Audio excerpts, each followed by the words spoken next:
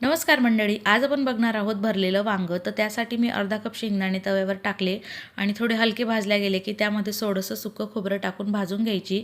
त्यानंतर थंड करून शेंगदाण्याची साल काढायचं, शेंगदाणे आणि खोबरं मिक्सरच्या जारमध्ये टाकायचं, 8-10 लसणाच्या पाकळ्या टाकायचा, त्यामध्ये 2 चमचे लाल मिरची पावडर, पाव चमचा हळद, 1 चमचा धना पावडर, 1 चमचा काळा मसाला टाकायचा आणि याचं वाटण तयार करायचं जाडसर. यामध्ये आता एक बारीक कापलेला कांदा टाकायचा, बारीक कापलेली कोथिंबीर, चवीप्रमाणे मीठ टाकायचं, सगळं छान एकजीव करायचं, मिक्स करायचं.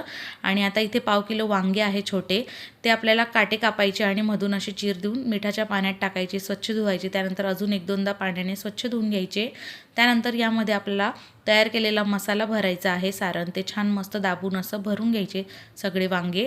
आता तुम्ही ही भाजी कढईत करा किंवा कुकरमध्ये करा.